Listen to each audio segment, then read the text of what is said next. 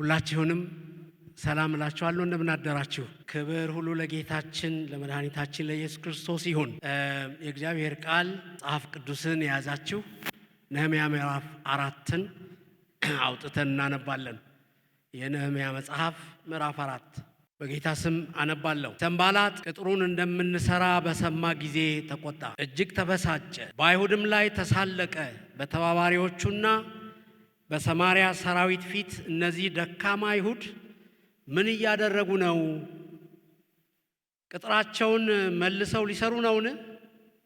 መስዋዕት ሊያቀርቡስ ነውን? በአንድ ጀንበር ሰርተው ሊጨርሱ ነውን? እንደዚያ ተቃጥሎ የፍርስራሽ ክምር የሆነውን ድንጋይ ነፍስ ሊዘሩበት ይችላሉን? አለ።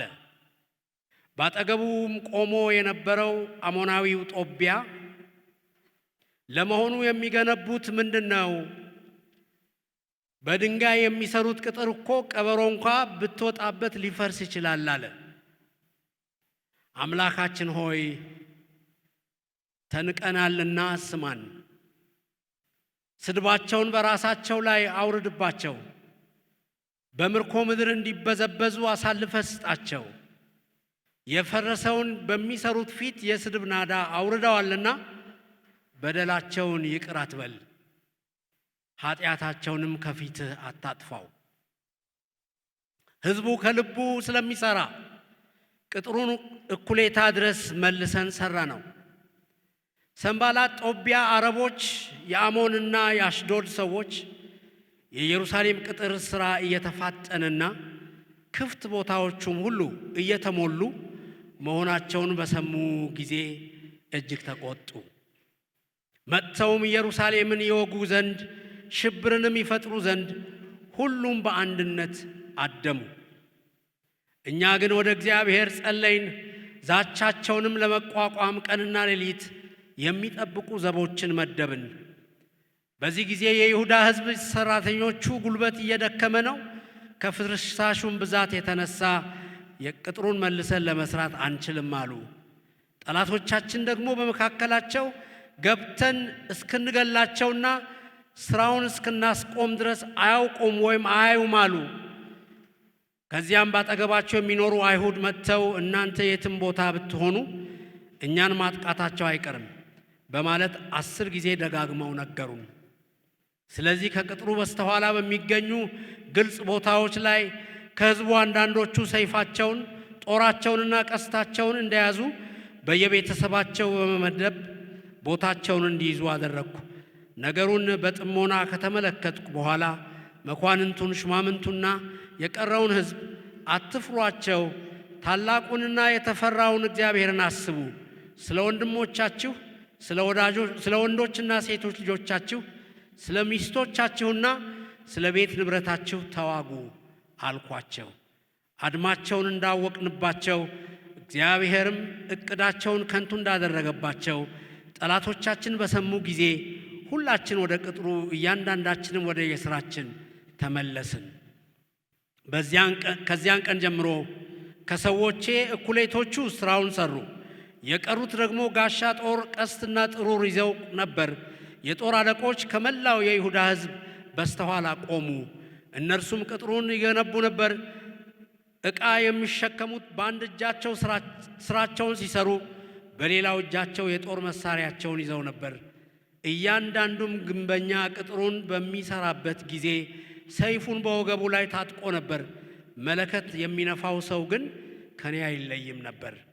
ከዚያም ለመኳንንቱ፣ ለሹማምንቱ፣ ለቀሪው ሕዝብ እንዲህ አልኩ፣ ሥራው ታላቅ ነው፣ ብዙም ነው። እርስ በርሳችን በቅጥሩ ላይ እጅግ ተራርቀናል። የመለከት ድምፅ በምትሰሙበት ጊዜ ወደ እኛ ተሰብሰቡ፣ አምላካችን ስለ እኛ ይዋጋል። ስለዚህ ጎህ ሲቀድ ጀምሮ ከዋክብት እስኪወጡ ድረስ እኩሌቶቹ ሰዎች ጦራቸውን እንደያዙ ሥራውን ቀጠልን። በዚያን ቀን ለሕዝቡ ሌሊት ዘብ በመጠበቅና ቀን ሥራ በመስራት እንዲያገለግለን እያንዳንዱ ሰው ከነረዳቱ በኢየሩሳሌም ይቆይ አልኳቸው።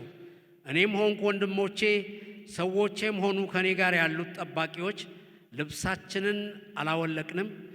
ለውሃ እንኳን በምንሄድበት ጊዜ እያንዳንዱ ሰው የጦር መሳሪያውን እንደያዘ ነበር። አጭር ጸሎት እንጸልይ። እግዚአብሔር አምላክ ሆይ እናመሰግንሃለን። ስለዚህ ማለዳ እናመሰግንሃለን። ይህንን ቃል በፊትህ ከፍተናል። አቤቱ ልባችንንም በፊትህ ከፍተናል። አንተ ደግሞ ተናገረን፣ በኢየሱስ ክርስቶስ ስም አሜን። ነህምያ ከ1 እስከ 3 ያለውን ተምረናል። ይሄ አራተኛው ምዕራፍ እንደው ይሄ ታሪክ መቼ ተጀመረ፣ ይሄ ታሪክ መቼ ሆነ የሚለውን ወደ ኋላ ሄዳችሁ የብሉይ ኪዳን ታሪኮችን ስታነቡ ከምርኮ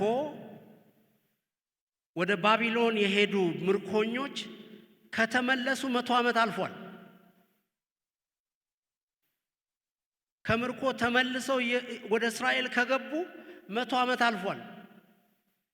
በዚህ 100 ዓመት ውስጥ አንድ ነገር ሰርተዋል። እሱም መቅደሱን ሰርተዋል። ሐጌ መጽሐፍ ላይ የምናየውን አዲሱን ሁለተኛውን ቤተ መቅደስ ሰርተዋል። ማምለክ ጀምረዋል። ሕዝቡ በእስራኤል ተመልሶ ይኖራል። እሱ ብቻ አይደለም። በመጀመሪያ ከኢያሱና ከዘሩባቤል ጋር ወደ 50 ሺህ የሚጠጋ ሕዝብ መጥቷል። ከዚያ በኋላ ደግሞ በሁለተኛ ዙር ከእዝራ ጋር ያንኑ ያክል ቁጥር መጥቷል እና አሁን በእስራኤል በዛ ያለ የእስራኤል ሕዝብ ይኖራል። ነገር ግን ያላደረጉት ነገር፣ ያልፈጸሙት ነገር ባቢሎናውያን እንዳፈረሱት ፈርሶ የቀረው ነገር የኢየሩሳሌም ቅጥር ነበር። ስለዚህ ይሄ ደግሞ መሰራት ነበረበት። እግዚአብሔር አንድ ሰው ማስነሳት ነበረበት። ይህን ቅጥር የሚቀጥር፣ ይህን ቅጥር የሚሰራ፣ እስራኤልን፣ ኢየሩሳሌምን፣ መቅደሱን ከግርማና ከሞገሱ ጋር መልሶ የሚያገናኝ የእግዚአብሔር ሰው ያስፈልግ ነበር። ይህ ቅጥሩን እንዲሰራ እግዚአብሔር ያነሳሳው በባቢሎን በሱሳ ግንብ በንጉሱ ቤት ውስጥ ጠጅ አሳላፊ ሆኖ ይሰራ የነበረው ነህምያ ነው። ይሄ ሰው አሁን መጥቶ የቅጥር ስራ ተጀምሯል። አንዳንዴ ስናስብ ልክ እስራኤል ፈርሳ እንደነበረች ምርኮኞች ሄደው እንደነበረ በዛው ይሄ ቅጥርም ደግሞ በተመለሱ የተሰራ አድርገን ልናይ እንችላለን። አይደለም። የመጀመሪያዎቹ ተመላሾች ወደ እስራኤል ከመጡ 100 ዓመት አልፏል። ግን የሚያሳዝነው ነገር ይሄ ቅጥር አልተሰራም። ይሄን ጥቅስ ወይም ይሄን ክፍል ለውጫዊ የጠላት ተቃውሞ ምላሽን ስለመስጠት በሚል ሐሳብ ነው ላካፍላችሁ የምፈልገው። በአብዛኛው ክፍሉን በምናይበት ጊዜ ይሄ ቅጥር እንዳይሰራ በትልቁ ተቃውሞ የተነሳው ከውጪ ነው፣ ከውስጥ አይደለም። ለጌታ ክብርን የሚያመጣ ትርጉም ያለው ሥራ መስራት ስትጀምሩ ከባድ ተቃውሞዎች ከብዙ አቅጣጫ ወደ እናንተ ይመጣል። እግዚአብሔርን የሚያከብር፣ የእግዚአብሔርን ሞገስ ወደ ቤቱ የሚያመጣ፣ የእግዚአብሔርን ክብር በቤቱ ውስጥ የሚያገን ትልቅ ሥራ ቤተ ክርስቲያን መስራት ስትጀምር ተቃውሞ ይበዛል። ግማሽና የተከፈለ ልብ ካላቸው ሰዎች ጋር ሰይጣን ጊዜ ያጠፋል። አንድ እግር በዓለም ውስጥ ሌላው በእግዚአብሔር መንግሥት ውስጥ ይዞ ከሚንገታገት ክርስቲያን ብዙም ሰይጣን ችግር የለበትም። ወይንም ደግሞ መንፈሳዊ መዝሙሮችን በመዘመር አረጋጊ መልእክቶችን በመስበክ የስኬት ምንጮች እነኚህ ናቸው ብለን የስኬትን ምንጭ በመዘርዘር እያስተማርን ሰዎች ለራሳቸው ስኬት የሚያደርጉትን ሩጫ ለማበረታታት በምንሰራው ስራ ውስጥ ሰይጣን ተባባሪ እንጂ ተቃዋሚ አይደለም። ፈጽሞ አይቃወም። የእርሱን የጨለማ ስራ የማፍረስ ብቃት ስለሌላቸው እነኚህ የምናረጋቸው ነገሮች ተከባብረን ነው የምንኖረው። ችግር የለበትም በዚህ። ነህምያ ምዕራፍ 3 ላይ ቢያበቃ ኖሮ ምዕራፍ 1 ነህምያ የሰማው መልእክት አለ ከኢየሩሳሌም ከተመለሱ ሰዎች። ምዕራፍ 2 ነህምያ በጸሎት ወደ ኢየሩሳሌም መጥቷል። ምዕራፍ 3 ስራው ተጀምሯል። ስለዚህ ስራው ተጠናቀቀ ብለን እዛ ጋር ብናበቃ ኖሮ ምንም ችግር አልነበረበትም። ነገሩን እንዳልነበረም አይሆንምም። ምክንያቱም ምዕራፍ 4 እስከ 6 ያለው ክፍል ብዙ ወደፊት መስፈንጠሮች፣ ብዙ ደግሞ ወደ ኋላ መመለሶች የተሞሉበት፣ ብዙ ችግሮች፣ ብዙ ሐሴቶች፣ ብዙ ደግሞ ለቅሶች ያሉበት ክፍሎች ናቸው። ስለዚህ ወደፊት እንስፈነጠራለን፣ ወደ ኋላ እንመለሳለን። ትግል አለ። ይህ አዙሪት የሚያሳየን የክርስትና ሕይወት በእግዚአብሔር ቤት ውስጥ ስንኖር የውጊያ ሕይወት፣ የጦርነት ሕይወት፣ ድል የማድረግም ያለማድረግም ሕይወት፣ የማልቀስም የሳቅም ሕይወት በብዙ መልኩ የምናይበት ሕይወት እንደሆነ ነው። ቅጥሩ እንዲሰራ የእግዚአብሔር ፈቃድ ነው። ቅጥሩ እንዲሰራ ሰው የመደበው እግዚአብሔር ነው። ቅጥሩ እንዲሰራ ሰው ያነሳሳው እግዚአብሔር ነው። ከሚኖርበት መልካም ስፍራ ከቤተ መንግሥት ውስጥ አውጥቶ እዚህ በረሃ ላይ አምጥቶ የጣለው እግዚአብሔር ነው። ይሄ ስራ እንዲሰራ የፈለገው እግዚአብሔር ነው። አንዳንዴ ግራ የሚገባንም እንደዛ አይነት ነገር ነው። እግዚአብሔር ከፈለገው ሐሳቡ የእግዚአብሔር ከሆነ ፈቃዱ የእግዚአብሔር ከሆነ ለምንድን ነው ውጊያ የሚበዛብን?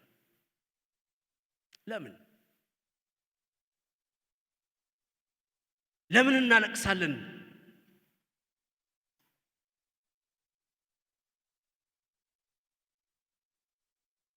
ምክንያቱም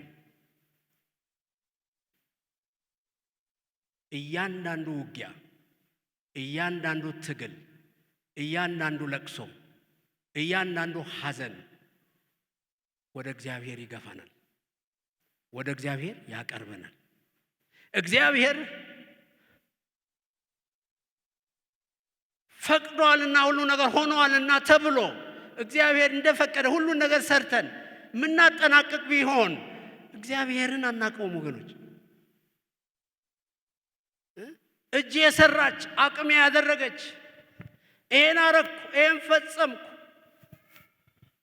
እያልን እንኖር ነበረ።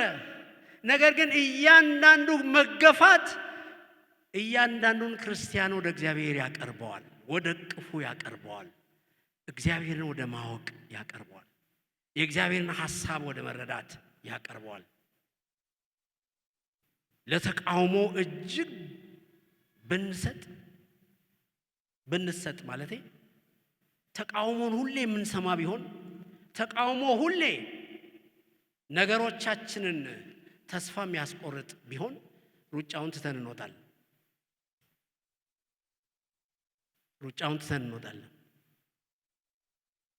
እግዚአብሔር ሩጫውን አቋርጠው ወደ ኋላ በሚያፈገፍጉ ይላል የዕብራውያን ጸሐፊ። ሩጫውን ትተው ወደ ኋላ በሚያፈገፍጉ ነፍሴ ደስ አይላትም። ሩጫ አቋርጠው በሚወጡ እግዚአብሔር አይደሰትም።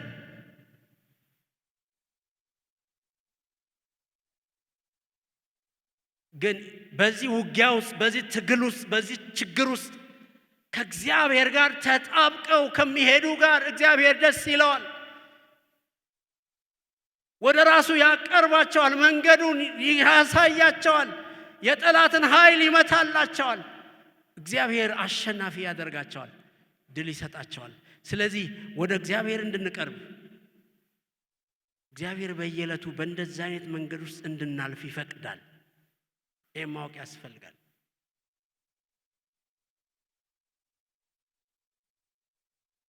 የጠላትን ተቃውሞ መመከት የመጀመሪያው መንገድ ጠላት የሚጠቀምበትን መንገድ ማወቅ ነው። እዚህ ውስጥ 6 በስድስት አይነት አቅጣጫ በስድስት አይነት መንገድ ጠላት ተቃውሞን ይዞ ወደ ነህምያ መጥቷል። የቅጥሩ ስራ እንዲቆም፣ የጀመሩትን እንዲያቋርጡ፣ ከዚህ በኋላ እግዚአብሔርን የኢየሩሳሌምን ቅጥር እንዳይሰሩ፣ መሳቂያና መሳለቂያ ሆነው እንዲኖሩ፣ ተሸናፊ ስነ ልቦና እንዲኖራቸው፣ እግዚአብሔር በእነርሱ እንዳይከብር ስድስት አቅጣጫን ይዞ መጥቷል። የመጀመሪያው ሌሎችን ለቁጣ ማነሳሳት ነው። ቁጥር 1 እና ቁጥር 7ን ተመልከቱ ማለት ነው። ሰንባላጥ ቅጥሩን እንደምንሰራ በሰማ ጊዜ ተቆጣ፣ እጅግም ተበሳጨ፣ በአይሁድም ላይ ተሳለቀ። ቁጥር 7 ሰንባላጥ፣ ጦቢያ፣ አረቦች፣ የአሞንና የአሽዶድ ሰዎች የኢየሩሳሌም ቅጥር ሥራ እየተፋጠነ ክፍት ቦታዎችም እየተሞሉ መሆናቸውን በሰሙ ጊዜ እጅግ ተቆጡ። ቁጣ ከየት መጣ የማትሉት የጠላት ቁጣ ይመጣል። ሥራ እግዚአብሔር ሲጀምር፣ እግዚአብሔር እናንተን መጎብኘት ሲጀምር፣ ከተኛችሁበት መቀስቀስ ስትጀምሩ፣ እግዚአብሔር መልስ መስጠት ሲጀምር፣ እናንተን እግዚአብሔር መነካካት ሲጀምር ቁጣ ይመጣል።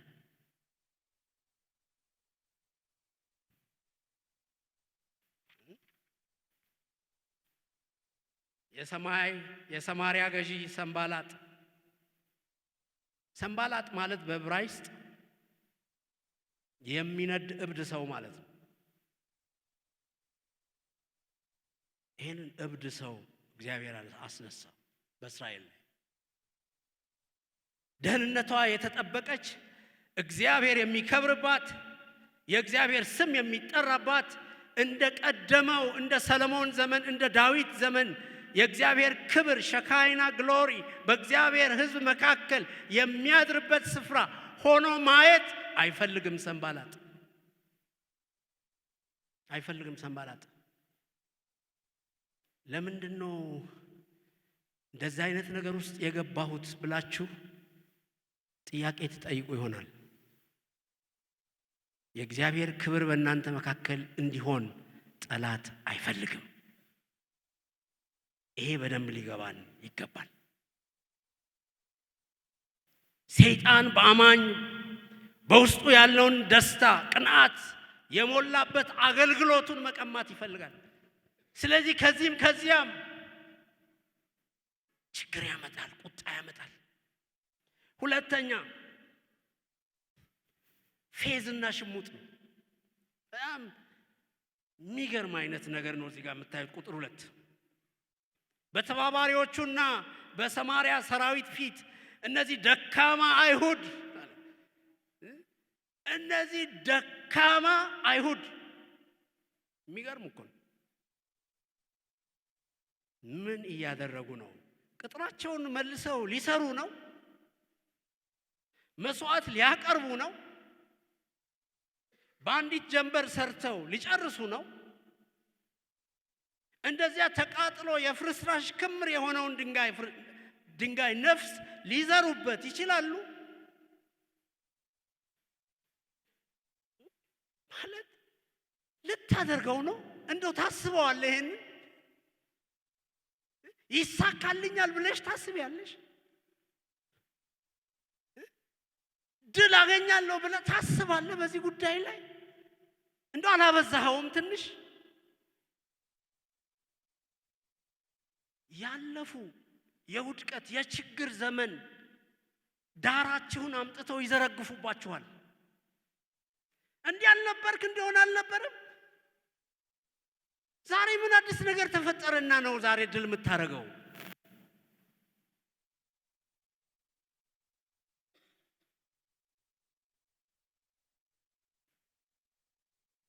ከእያንዳንዱ ጩኸት ቀጥሎ የስላቅ ጩኸትና ሁካታ ከጠላቶቻችን ይሰማል።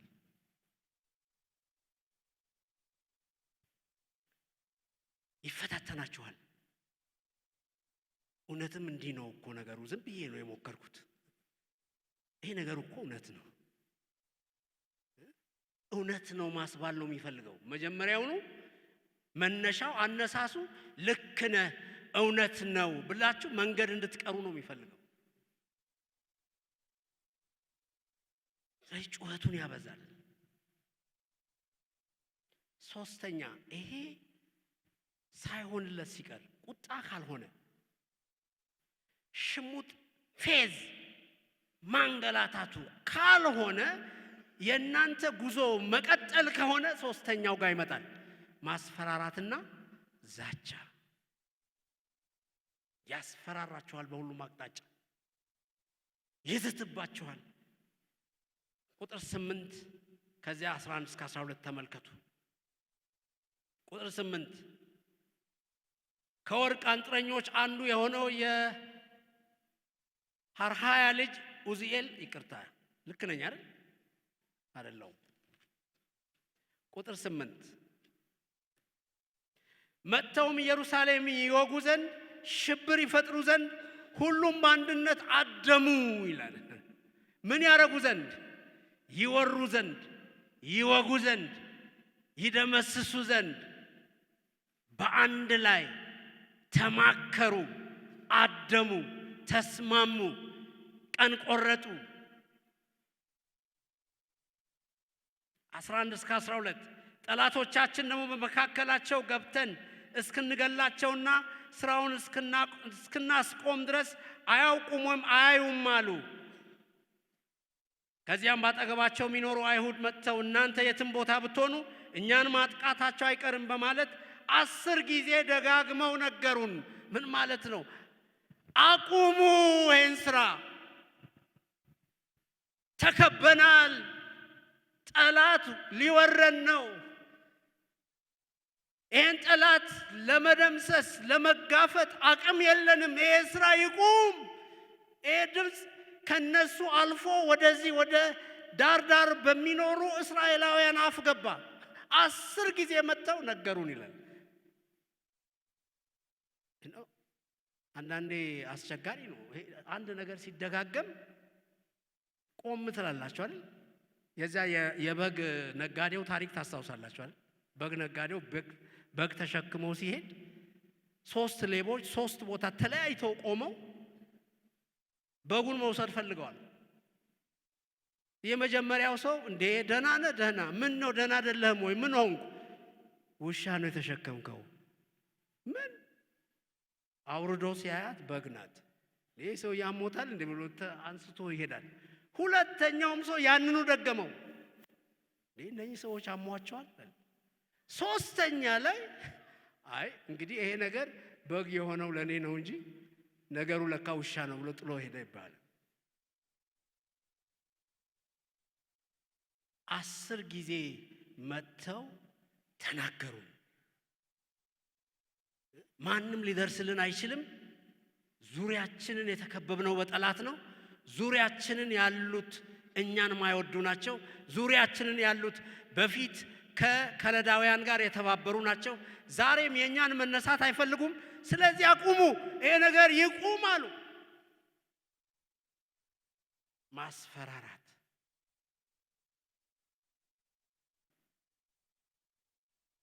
ግልጽና ግልጽ ባልሆነ መንገድ ሰይጣን ወደ ያንዳንዳችን እንደዚህ ይመጣል። አትልፋ፣ ይሄ ነገር አያዋጣም። አራተኛው አሁን ከውጪ ዳር ወዳሉ አይሁዶች አራተኛ ላይ ወደ ራሳቸው መጣ። ውስጥ ወዳሉ ሰዎች ሰርጎ ገባና ምን አለ? ቁጥር 10 ተመልከቱ። በዚህ ጊዜ የአይሁድ ሕዝብ የሰራተኞቹ ጉልበት እየደከመ ነው፣ ከፍርስራሹም ብዛት የተነሳ ቅጥሩን መልሰን ለመስራት አንችልም። የተፈለገው ይሄ ነው። በቃ ይሄን ሁሉ ለፋን፣ አቅም አጣን፣ ደከምን። ፍርስራሹ ብዙ ነው። ይህን ፍርስራሽ አንስቶ ለመጣል እንደገና ለመገንባት አቅም የለንም፣ ይብቃናል። ሰይጣን የፈለገው ይሄን ነው። ይብቃን ብሎ እጅ ሰጥቶ የሚሄድ ክርስቲያን ነው ሰይጣን የሚፈልገው። ከማልጋፋው ባላጋራ ጋር ነው የተጋፋሁት፣ ይቅርታ ይቅርብኝ ብሎ የሚሄድ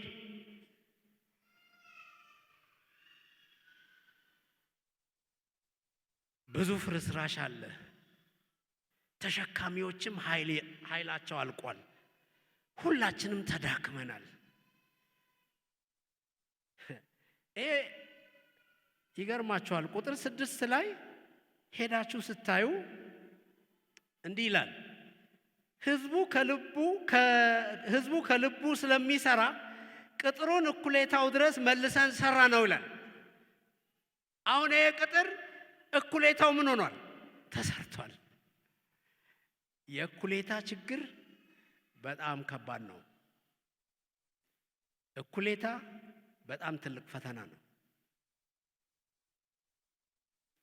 እኩሌታ ሰርታችሁ ያደረሳችሁት ነገር ብዙዎች እንደጨረሱት ይቆጥሩታል። ጠላትም ስትራቴጂውን የሚነድፈው እዛ ላይ ነው። እስክትጀምሩ አይደለም። ጅማሮ ላይ አይመጣባችሁም፣ ፍጻሜም ላይ ነገሩ ፍጻሜ ላይ ትዝላችኋል። ታላቁ ህዳሴ ግድብ ጨረስ ነው መስከረም ሪባን እንቆርጣለን ሲባል እኮ ጸጥ አሉ። አልቋል። እዛ ላይ አይደለም ችግሩ፣ እኩሌታ ላይ ችግር አለ። ሁሌ ሄደን ካጋመስ ነው በኋላ ችግር አለ። ወደ ኋላ ይወስደንና ፌል ያደረግንበትን ነገር ማሳየት ይጀምራል። ወደፊት ተዘርግተን ስለምናገኘው ድል ሳይሆን ወደ ኋላ መልሰው ስለመጣንበት የሽንፈት መንገድ ማሳየት ይጀምራል ጠላት። ዛጋ ማቆም ይመጣል የእኩሌታ መንገድ። ስለዚህ ነው ዮሐንስ ሐዋርያው በሁለተኛ ዮሐንስ ቁጥር 8 ላይ ምዕራፍ የለውም ወይ አንደኛ ምዕራፍ ቁጥር 8 ላይ ሙሉ ደሞዝ እንድትቀበሉ እንጂ በመሃል አቋርጣችሁ እንዳትወጡ ተጠንቀቁ ይላል። ሙሉ ደሞዝ ለመቀበል ደግሞ ስራውን መጨረስ ያስፈልጋል። ሩጫውን መጨረስ ያስፈልጋል። ድሉን ማጣጣም ያስፈልጋል። የእግዚአብሔርን ክንድ ይዞ መጓዝ ያስፈልጋል። አለዚያ በግማሽ መቅረት ይመጣል። የስራውን አጓማሽ መድረስ ሁል ጊዜ ለጠላት እጅግ ዋና ጊዜው ነው። ተነስተን እንስራ፣ የሰማይ አምላክ ያከናውንልናል የሚለው ድምፅ ይቀየርና አሁን ደክመናል፣ ይበቃናል፣ ፍርስራሹ ብዙ ነው፣ የደረስንበት በቂ ነው ወደ ማለት ይመጣል።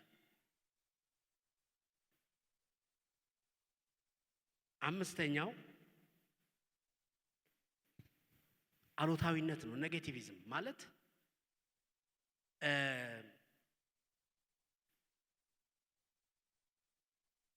አራት 2 እና 3 ላይ ያው ሰንባላጥንና ጦቢያን አይተናል። ምን አይነት እሳቤ እንደነበራቸው ምን ያህል እንደውም ጦቢያ እኮ እንደ ቀበሮ እኮ ትዘልበታል፣ ብትዘልበት እኮ በዚህ ቅጥር ላይ ይፈርሳል ማለት ዝም ብለው ነው የሚለፉት። ቁጥር 12 ላይ የራሳቸው ሰዎች አጠገባቸው የሚኖሩ አይሁድ እነኚህ ሰዎች ባይ ዘ ወይ ቅጥሩ ላይ የቅጥሩ ስራ ላይ ተሳታፊ አይደሉም። በጣም እኮ የሚገርመው ደግሞ ቅጥሩን እኮ ከሚሰሩት ሰዎች ጋር ተባባሪም አይደሉም፣ ተሳታፊም አይደሉም። ግን አይሁድ ናቸው። እዳር ቁጭ ብለው ተመልካች ናቸው። አይ እናንተ በነቀነቃችሁት ነገር እኛ ልንመታ እንችላለን ብለው ኮምፕሌን የሚያደርጉ ሰዎች ናቸው። ስለዚህ ይሄን ሁሉ ዓመት እኮ ኖረናል። ዛሬ ምንድነው አዲሱ ነገር? 140 150 ዓመት እኮ በዚህ ፍርስራሽ ውስጥ ኖረናል። ምን ልታመጡ ነው? ስለዚህ ሌላ ጣጣ ውስጥ ከምንገባ አቁሙ የሚሉ ናቸው። ኔጌቲቭ አቲቲዩድ ያላቸው ምልከታ ያላቸው ሰዎች ናቸው።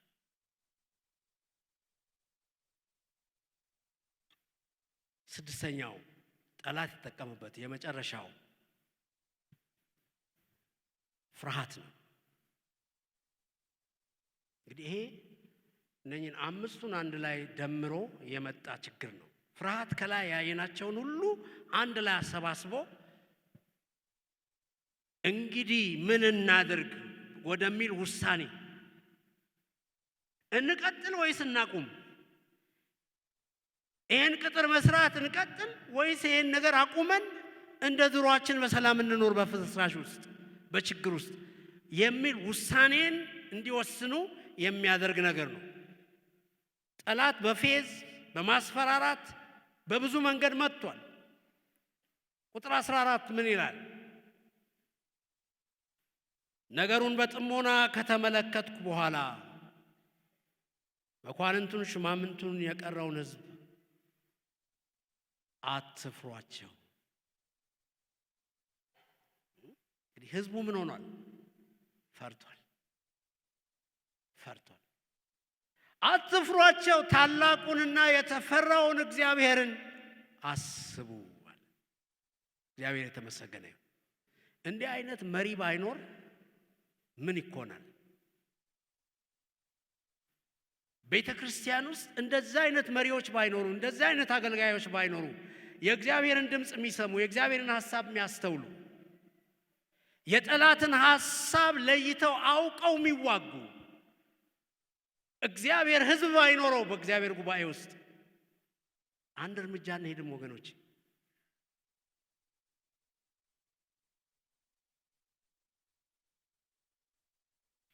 እንግዲህ የመጀመሪያው ይሄን ሁሉ አደረገ። ስለዚህ አማራጩ ምንድነው ብለን ብንል አማራጩ ወይ መሸሽ ነው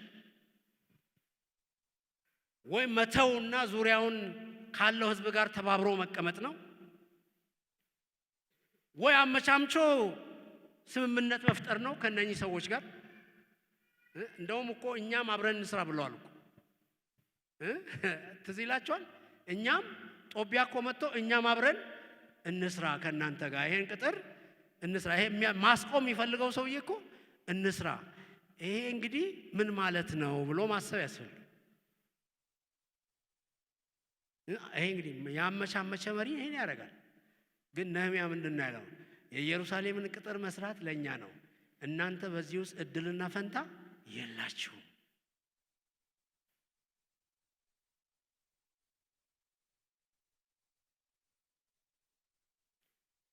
ነህምያ ምንድን ነው የወሰደው እርምጃ? ሁለተኛ ላይ የምናየው አራት ነገሮችን ነህምያ ወስዷል። አራት ነገሮችን ወስዷል። ለጠላት ተቃውሞ እግዚአብሔርን በመፈለግ ውስጥ ምንድነው እግዚአብሔርን ያስቀደመና የጨከነ ምላሽ ነህምያ ሰጥቷል። ምንድነው ነህምያ የሰጠው ምላሽ? የመጀመሪያው በጸሎት እግዚአብሔርን መፈለግ ማለት ይሄ ሁሉ ሆነዋል። እግዚአብሔር ሆይ በዚህ አይነት ከበባ ውስጥ ገብተናል። እግዚአብሔር ሆይ በእንደዚህ አይነት ችግር ውስጥ ወድቀናል። እግዚአብሔር ሆይ ይሄ ያንተ ሐሳብ ነበረ። እግዚአብሔር ሆይ ይሄ ቅጥር እንዲሰራ ያነሳሳኸው አንተ ነህ። ይሄን ሕዝብ ያስጨከንከው እዚህ ያደረስከው አንተ ነህ። አሁን ደግሞ ይሄ ገጥሞናል።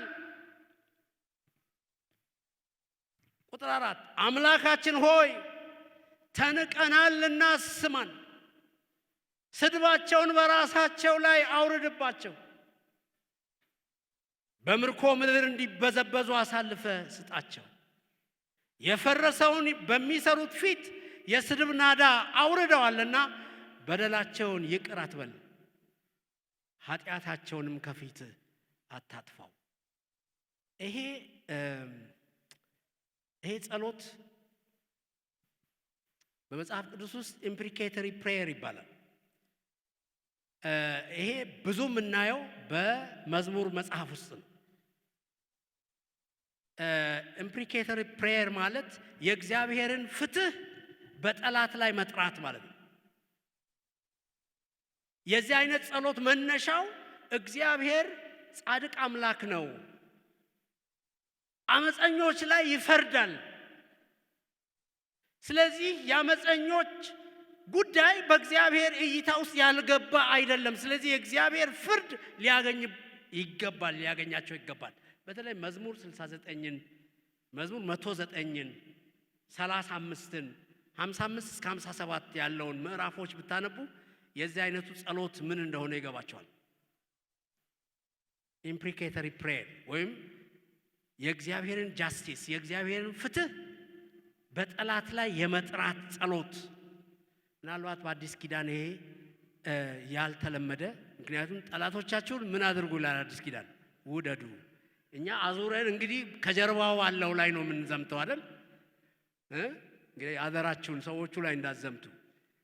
ምክንያቱም አዲስ ኪዳን ሰዎቹ ላይ አይደለም፣ ሰዎቹን ባነሳሳው መንፈስ ላይ ነው።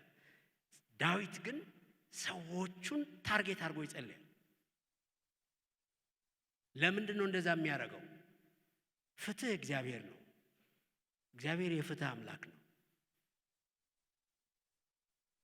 ስለዚህ ለነኚህ ሰዎች የእግዚአብሔር ጃስቲስ ሊያገኛቸው ይገባል። ሊያመልጡ አይገባም ነው። ሊያመልጡ አይገባም።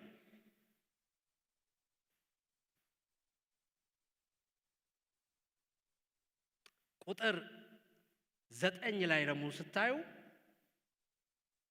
እኛ ግን ወደ እግዚአብሔር ጸለይን፣ ዛቻቸውንም ለመቋቋም ቀንና ሌሊት የሚጠብቁ ዘቦች መደብን። ጸለይን ወደ እግዚአብሔር። እግዚአብሔር የተመሰገነ ይሁን። እግዚአብሔር በወጀብ ውስጥ መንገድ አለው። እግዚአብሔር በወጀብ ውስጥ መንገድ አለው። እግዚአብሔር በኃይል ሊገለጥ የሚችል አምላክ ነው። እግዚአብሔር ድል መስጠት የሚችል አምላክ ነው።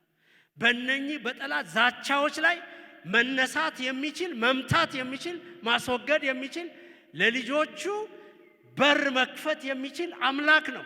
በተዘጋ በር ውስጥ እግዚአብሔር መንገድ አለው። በባህርና በወጀብ ውስጥ እግዚአብሔር መንገድ አለው። በእሳት መካከል እግዚአብሔር መንገድ አለው። ስለዚህ ይህንን አምላክ መፈለግ ትልቁ ነገር ነው። ተስፋ መቁረጥ አይደለም ትልቁ መፍትሄ። የጀመርነውን ሩጫ ማቆም አይደለም መፍትሄው። መፍትሄው እግዚአብሔርን መፈለግ ነው። የእግዚአብሔርን ፊት ማየት ነው። ጸሎት የሚያሳስበን እግዚአብሔር በነገር ሁሉ ላይ ሉዓላዊ ነው። በጠላትም ላይ ሉዓላዊ ነው። በችግሮቻችን ላይ ሉዓላዊ ነው። እግዚአብሔር ሁሉን ቻይ አምላክ ነው። ስለዚህ እግዚአብሔር የማይችለው ምንም ነገር የለም። አንተ ሁሉን ትችላለህ። እንዲህ ተብለናል፣ እንዲህ ተንቀናል፣ ተዋርደናል። አንተ ግን መልስ አለ። አንተ በዙፋንህ ነህ፣ መልስ ደግሞ አለ። ጣልቃ መግባት ትችላለህ፣ ጠላትን መምታት ትችላለህ ማለቱ ነው ነህምያ። ጸለየ። ይሄ በእንደዚህ አይነት ከበባ ውስጥ ስንገባ ማምለጫችን አንድ ነው፣ እርሱም ወደ ላይ ነው። ስለዚህ ይሄን መንገድ የሚዘጋ ማንም የለም፣ ማንም የለም። ዙሪያችን ሊታጠር ይችላል፣ ዙሪያችን ሊዘጋ ይችላል። ይሄ መንገድ ግን አይዘጋም። 24 ሰዓት ክፍት ነው። እግዚአብሔር የልጆቹን ጩኸት ይሰማል፣ ይሰማል፣ ይሰማል። ዝም ብለን ቁጭ ብለን እንጸልይ አላሉ። ሁለተኛ እርምጃ ወሰዱ። ቅድም ያየነው ቁጥር 6 ላይ ስታዩ ምንድነው የሚለው? ህዝቡ ለስራው ጨከነ። እግዚአብሔር የተመሰገነ። ህዝቡ ምን ሆነ? ለስራው ጨከነ። የጠላት ሐሳብ ይሄ ነው። እኛ ደግሞ ይበልጡኑ እንሰራለን። ቅድም ስራው በዝቷል፣ ፍርስራሹ በዝቷል፣ እንዲህ ሆኗል ወደሚለው አንሄድም። የእግዚአብሔርን ስራ ወደ ፍጻሜ እናመጣለን፣ እንሰራለን ከጌታ ጋር። ስለዚህ ህዝቡ ስራውን ለመስራት ጨከነ። የሚጠብቁ ሚሊሻዎችን መለመሉ። የጠላት ማስፈራራት ትኩረታቸውን እንዳይሰርቅባቸው ተጠነቀቁ። ቅጥሩን መገንባት ቀጠሉ። እግዚአብሔር የተመሰገነ ይሁን። መጨከን፣ ስራው ላይ መጨከን፣ ለጠላት ፈንታ አለመስጠት፣ እድል አለመስጠት፣ ድምፁን አለመስማት፣ እግዚአብሔርን መፈለግ። ሶስተኛ ያደረጉት በንቃት አይኖቻችንን በጠላት ላይ አደረግን ይላል። መንፈሳዊ ውጊያ ስንዋጋ አይኖቻችን ተገልጠው ጠላትን ማየት አለባቸው። ስትራቴጂውን ማየት አለባቸው። ነህምያ በመጀመሪያ ጸለየ፣ ቀጥሎ ሚሊሻ አደራጀ፣ 24 ሰዓት በንቃት ስራውን ቀጠለ። በመተጋገዣ ስርዓት ውስጥ ደግሞ መለከት ሚነፉ ምናልባት አለ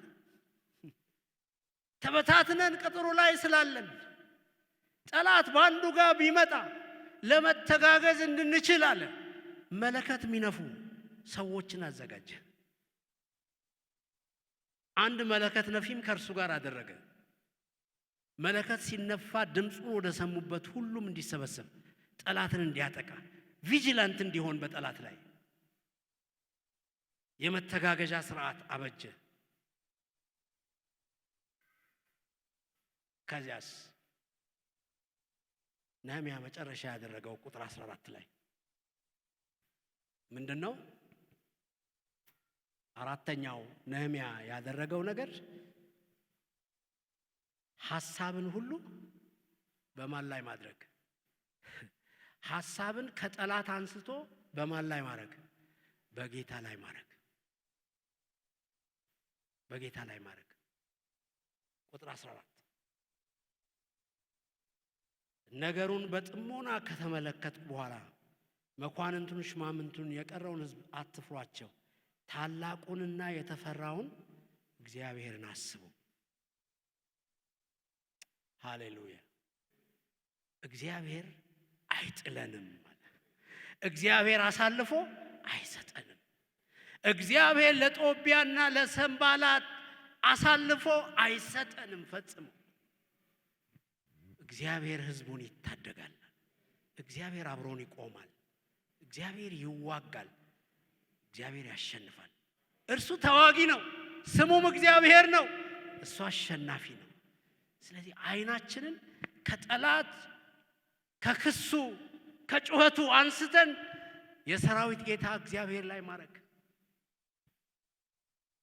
አንተ ሁሉን ቻይ ነህ፣ ሁሉን አድራጊ ነህ፣ ሁሉን ትፈጽማለህ። አንተን ተስፋ አደርጋለሁ፣ በድል አልፋለሁ ብሎ እግዚአብሔርን ተስፋ ማድረግ። አይኖቻችሁን በታላቁ በእግዚአብሔር ላይ ነው የሚለው። በጣም ደስ ይለኛል ይሄ ቃል። እግዚአብሔር ታላቅ ነው።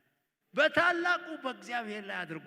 ይሄ የመንደር ጠላት እናንተን አያሸብራችሁ።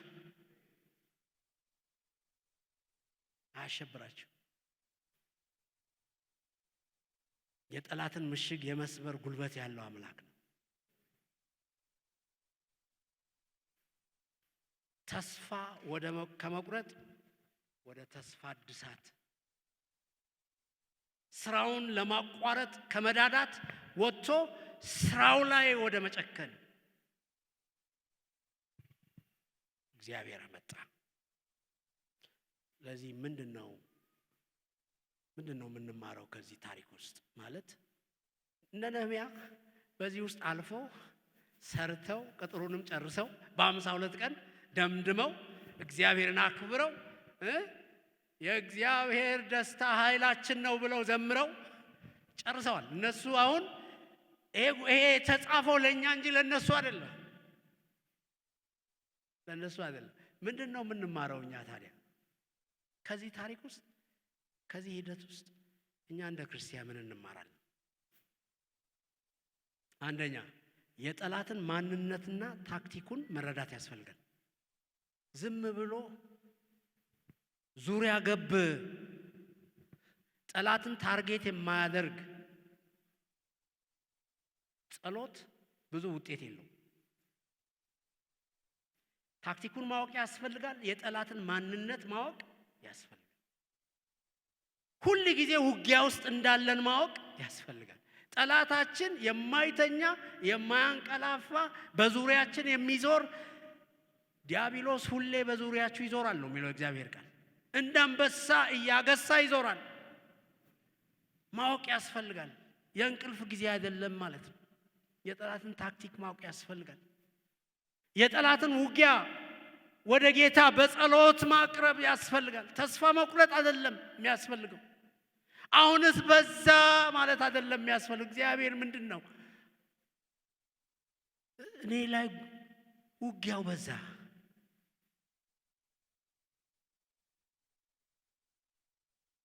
እግዚአብሔር ምንድነው? ምን አረኩት አንልም? አንዳንዴ እንላለን። ምንድነው ያጠፋሁት ጥፋት? ምንድነው የበደልኩት በደል? አልበዛም እኔ ላይ እንላለን። እግዚአብሔር ያውቃል።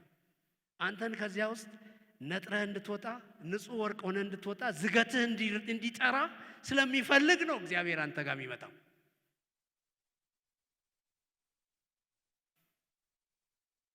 እግዚአብሔር ባሰማራን ስፍራ ላይ ጸንቶ መቆም፣ ስፍራን አለመልቀቅ። ዳዊት መዝሙር 11 ላይ አንድ ቃል ይናገራል። በእግዚአብሔር ታመንኩ፣ ነፍሴን እንደ ወፍ ወዲያም ወዲም ብረሪ ብረሪ ለምን ትሏታላችሁ ይላል። ወፍ ሴኩሪቲ የሌለው ፍጡር ነው። ወፍ ቁጭ ብሎ ተዝናንቶ የሚቀመጥ ወፍ አይታችሁ ታውቃላችሁ? የለም። ምናልባት አንድ ወፍ አለ አባ ኮርዳን የሚባል እዚህ ወደ ዝዋይ አካባቢ ምንም በቃ አጠገቡ እስክትደርሱ ማይንቀሳቀስ እሱ ወፍ ይባል እንግዲህ አሞራ ነው እሱ። አክቹዋሊ ወፍ ሴኩሪቲ የለውም። ስለዚህ አርፎ አይቀመጥም። ዳዊት ምንድነው የሚለው? እኔ በእግዚአብሔር ታመንኩ። እንዴ ምንድነው የምትሉኝ? እኔ እኮ እግዚአብሔርን አምናዋለሁ፣ በእግዚአብሔር የታመንኩ ሰው ነኝ። እንዴት እንደ ወፍ ብረሪ ትሏታላችሁ ነፍሴን?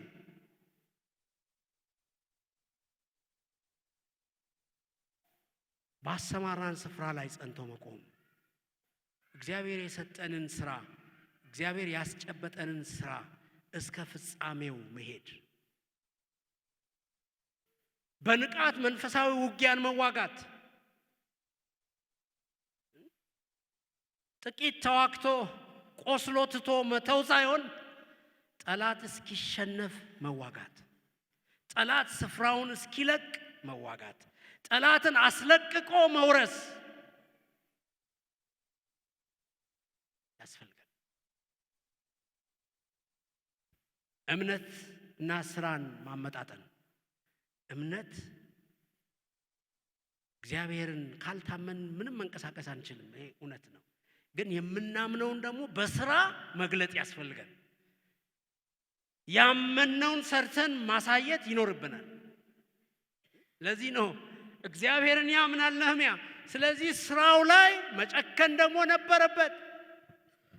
እግዚአብሔርን አምናለሁ፣ ስራውንም እሰራለሁ። የእግዚአብሔርን ስራ ወደ ፍጻሜው አመጣለሁ፣ እሰራለሁ፣ አምናዋለሁ። ይሄ በጣም አስፈላጊ ነገር ነው። በስንዴ መካከል የሚበቅሉ አረሞችን መለየት ያስፈልጋል። ስንዴ ነው በመሃል ያለው፣ ስንዴው ነው የሚታየው። ግን እነኚህ በአይሁድ ዙሪያ የነበሩ አይሁዶች ትዝ ይሏቸዋል። ስራው ላይ የማይሳተፉ፣ ስራው ላይ ገብተው የእስራኤል እነኚህ ቅጥር ገንቢዎች የሚሰሩትን ስራ ማያግዙ፣ ነገር ግን የጠላትን ወሬ 10 ጊዜ እያመጡ የሚያቀብሉ ሲታዩ አይሁዶች ናቸው። ሂብሩ ይናገራል። ነገር ግን የነሱ ዳርቻቸው፣ አቋቋማቸው ከጠላት ጋር ነው። ይሄን በጣም ጠንቅቆ ማወቅ ያስፈልጋል። በእግዚአብሔር ቤት ውስጥ ስንኖር ወንድሜ ነው እንዲህ ያለው፣ እህቴ ናት እንዲህ ያለችው የሚለው አይበቃም። ከየት ነው ያቀበሉት? ከማን ነው የተቀበሉት? ለምንድን ነው ያቀበሉት? ምንድነው በዚህ ጉዳይ ውስጥ ያለው የጠላት አጀንዳ የሚለውን ማወቅ ያስፈልጋል። ወንድም መስለው እህት መስለው ማይመች መንገድ እንድንሄድ ሊመክሩን ይችላሉ። ከእግዚአብሔር መንገድ ሊያስወጡን ይችላል። ስንዴን ከእንክርዳድ ለይቶ ማየት ያስፈልጋል። በጌታ ላይ መጽናት። ዓይኔን ባንተ ላይ አደርጋለሁ፣ በታላቁ እግዚአብሔር ላይ ታመናል። በመደጋገፍና በህብረት መቆም። ቁጥር 19 ጀምሮ እዩ። ከዚያም ለመኳንንቱ ለሹማምንቱ ለቀረው ሕዝብ እንዲህ አልኩ፣ ስራው ታላቅ ነው፣ ብዙም ነው። እርስ በርሳችን በቅጥሩ ላይ እጅግ ተራርቀናል። የመለከት ድምፅ በምትሰሙበት ጊዜ ወደኛ ተሰብሰቡ፣ አምላካችን ስለኛ ይዋጋል። ሃሌሉያ! እግዚአብሔር ስለኛ ይዋጋል። ስራው ታላቅ ነው። ስራው ታላቅ። ምዕራፍ 6 ቁጥር 3 ላይ ይህን ቃል ደግሞ ታያላችሁ። ከአምላኬ የተቀበልኩት ስራ ታላቅ ነው። ለእግዚአብሔር ትንሽ ስራ የለም ወገኖች። እግዚአብሔር ሰጥቶን የምንሰራው ትንሽ የሚባል ስራ የለም። የእግዚአብሔር ስራ ታላቅ ነው። እያንዳንዷ ስራ ለእርሱ ክብርን ታመጣለች። የእግዚአብሔር ስራ ታላቅ ነው። ስለዚህ በመደጋገፍ በህብረት አብሮ በመቆም ይህን ታላቅ የእግዚአብሔርን ስራ መስራት ያስፈልጋል። እና በመጨረሻ በመስዋዕትነት ሌሎችን ለማገልገል ራሳችንን መስጠት ይኖርብናል። ቁጥር 21 እስከ 23 ያለውን ተመልከቱ። በመጨረሻ እኔም ሆንኩ ወንድሞቼ ሰዎቼም ሆኑ ከኔ ጋር ያሉት ጠባቂዎች ልብሳችንን አላወለቅንም። ይሄ እንግዲህ ለምን ያህል ጊዜ እንደሆነ አይታወቅም። ልብሳችንን አላወለቅንም። ለውሃ እንኳን በምንሄድበት ጊዜ እያንዳንዱ ሰው የጦር መሳሪያውን እንደያዘ ነበረ። በመስዋዕትነት ነው ይሄ ቅጥር የተገነባው። እስቲ አስቡ፣ 2 ቀን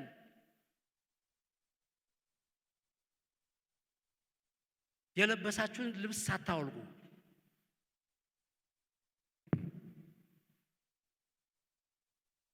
እንደለበሳችሁ የምትተኙ፣ የምትነቁ፣ የምትሄዱ፣ የምትመላለሱ ቢሆን ምንድነው የሚሰማችሁ?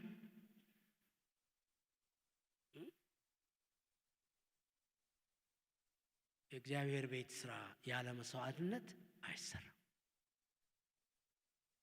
የእግዚአብሔር አገልግሎት ያለ መስዋዕትነት አይሰራም። ስለዚህ ሁላችንም ለመስዋዕትነት መዘጋጀት ይኖርብናል። እግዚአብሔር የተባረከ ይሁን። ቃሉን እግዚአብሔር ይባርክ።